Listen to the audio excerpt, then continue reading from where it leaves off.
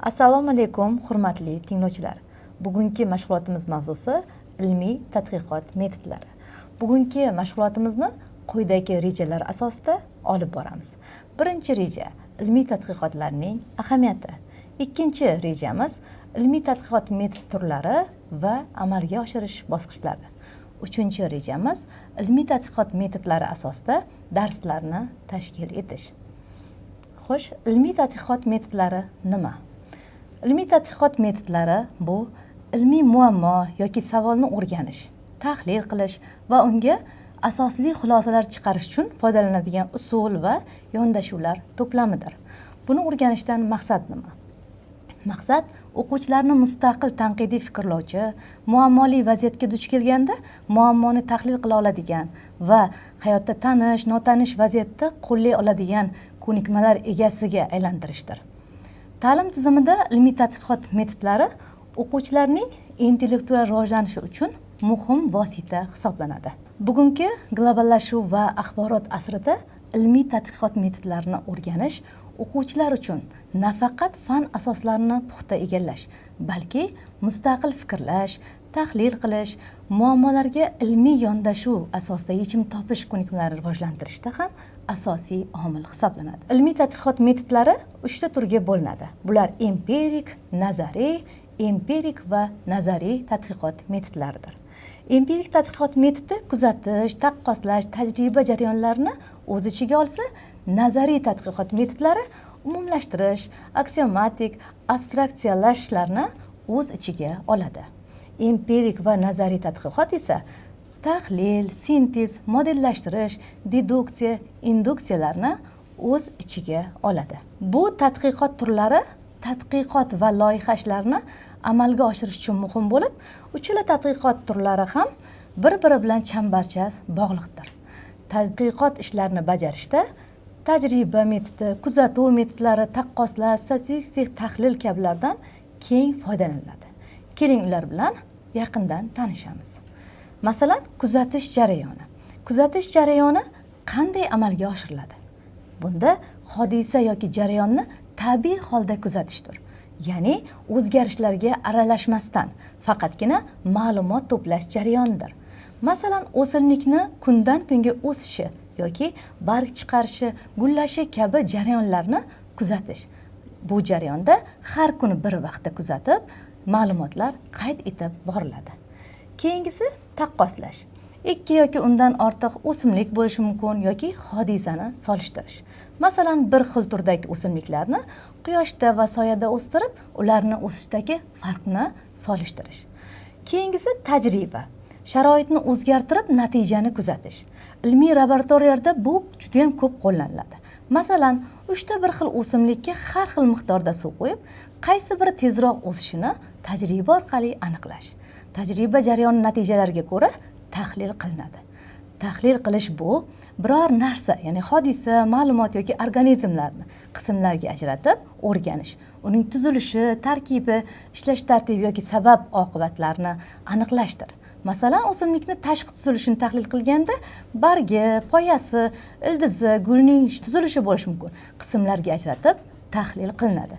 Natijada ilmiy maqola, taqdimot yoki yangi g'oyalar yaratiladi. Demak, ilmiy tadqiqot metodlaridan foydalanib, tadqiqot ishlari olib boriladi. Tadqiqot ishlarini samarali tashkil etish uchun bir qator metodik yondashuvlar va usullar mavjud. Bulardan birinchisi maqsad va vazifalarni belgilash. Ilmiy tadqiqot ishini boshlashdan avval aniq maqsad va vazifalarni belgilash zarur. Bu bosqichda tadqiqotning asosiy maqsadi, nima uchun bu ishni amalga oshirish zarurligiga, tadqiqotning asosiy vazifalari, nimalarni amalga oshirish kerakligi yoki tadqiqot doirasining cheklanishi, qaysi masalalar o'rganiladi yoki qaysi masalalar o'rganilmaydi kabi maqsad va vazifalarni aniqlab olish kerak. Keyingisi tadqiqot mavzusini tanlash. Bu ilmiy faoliyatning asosiy yo'nalishini belgilaydi. Mavzuni tanlashda mavzu ilmiy va amaliy jihatdan ahamiyatli bo'lishi, demak o'quvchilar yoki guruhning qiziqishlariga mos kelishi hamda real ilmiy muammolarni hal qilishga yo'naltirilgan bo'lishi kabi jihatlarga e'tibor qaratish lozim. Keyingisi ilmiy tadqiqot metodlarini tanlash. Demak, tadqiqot metodlarini tanlashda ilmiy maqsadlarga mos yondashuvlar ko'rib chiqaradi. Tadqiqot ishlarini bajarishda tajriba metodi, kuzatuv metodlari, analiz, statistik tahlil, anketalash kabi so'rovlardan foydalanish tavsiya etiladi. Keyingisi rejalashtirish va vaqtni boshqarish. Ilmiy tadqiqotlarni samarali amalga oshirish uchun aniq reja tuzish muhimdir. Bu reja quyidagi qismlardan iborat bo'ladi. Dastlab bajarilgan ishlar ketma-ketligini tuzish, tadqiqotning barcha bosqichlari va o'sha ishlov berilishi kerak bo'lgan elementlariga e'tibor qaratishi yoki muddatlarni belgilash juda ham muhim. Har bir bosqich uchun vaqt belgilanadi. Tadqiqot uchun zarur bo'lgan resurslar tanlanadi va ma'lumotlarni yig'ish, tahlil qilish jarayoni bu keyingisi. Bunda ilmiy tadqiqot jarayonida olingan ma'lumotlar asosiy resurs hisoblanadi. Bu jarayonda ma'lumotlarni tizimli ravishda, masalan, tajribalar, so'rovlar yoki statistik tahlillar asosida olinadi va olingan ma'lumotlarni tahlil qiladi. Ularni saralab, muhim jihatlari ajratib olinadi.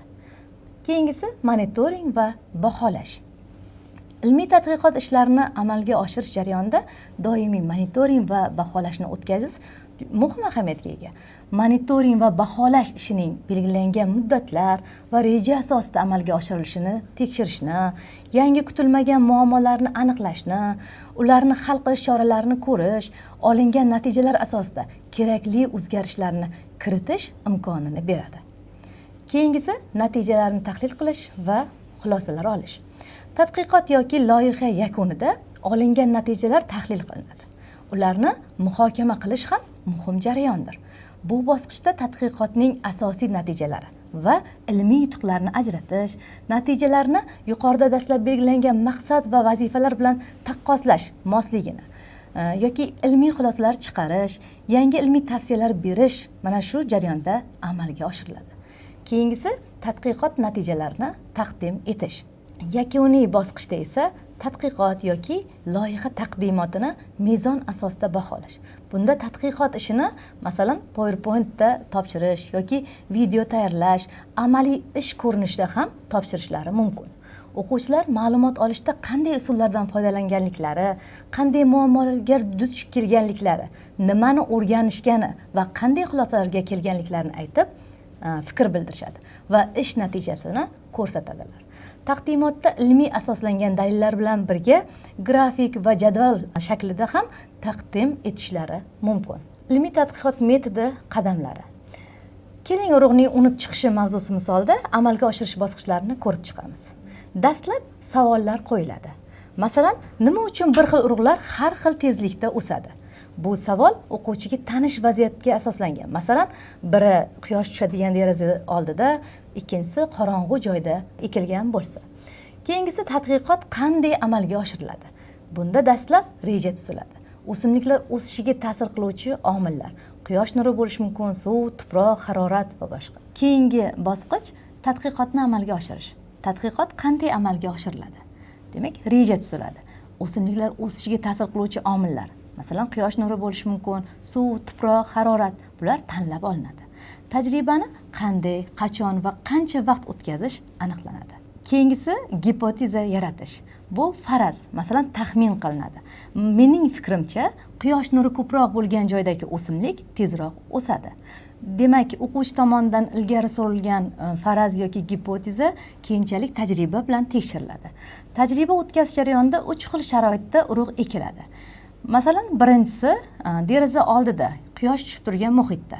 Ikkinchi o'simlikni qorong'iroq, ya'ni nisbatan quyosh nuri kam tushadigan joyda va uchinchisini qorong'u joyda, quyosh nuri tushmaydigan joyga qo'yiladi.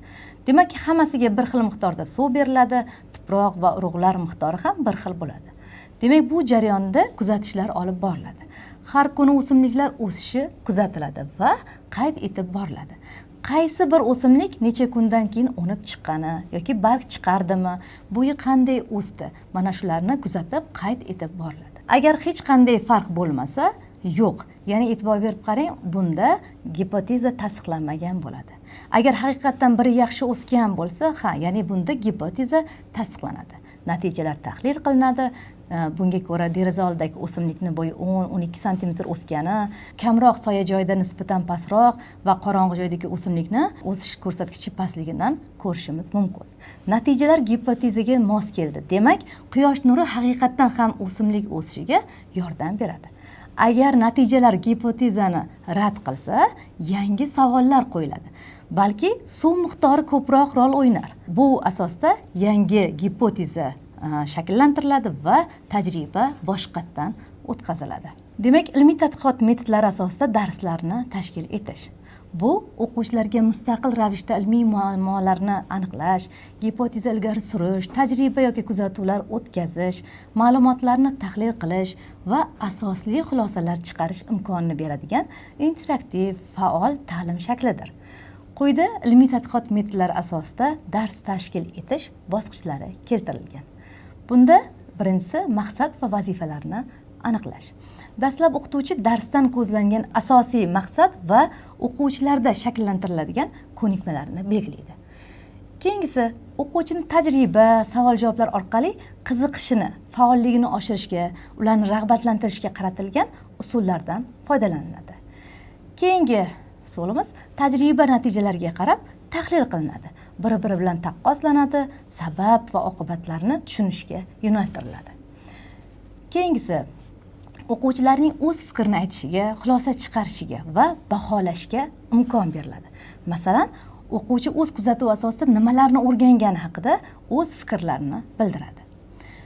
Keyingisi amaliy mashqlar va o'yga vazifa. Bunda o'quvchilar o'rganganlarini mustahkamlash uchun amaliyotda tajribalar bajarishadi va izlanishga doir turli xil kichik tajribalar o'yga vazifa sifatida beriladi. Keyingisi innovatsion texnologiyalarni joriy etish. Masalan, raqamli qurilmalar, virtual laboratoriyalardan foydalaniladi. Bunda o'quvchilar natijalarni grafikda aks ettirishi yoki taqdimotlar tayyorlashi mumkin. Bu kabi dars jarayoni orqali o'quvchilar tajriba qilishni, tajribaning sabab-oqibatlarini tushunishni, tahlil va xulosa chiqarishni, tanqidiy fikrlashni o'rganishadi. Xulosa qilib aytadigan bo'lsak, ilmiy tadqiqot metodlari o'quvchini shunchaki bilim oluvchiga emas, balki izlanadigan, dalillarga tayanadigan, haqiqatni mustaqil o'zi izlay oladigan shaxsga aylantiradi. Bunday ko'nikmalar esa nafaqat ta'lim jarayonida, balki kelajakdagi kasb faoliyatida, jamiyatdagi faolligida, hatto shaxsiy hayotida ham muhim ahamiyatga egadir. Bugungi mashg'ulotimiz o'z nihoyasiga yetdi. Xayr, salomat bo'ling.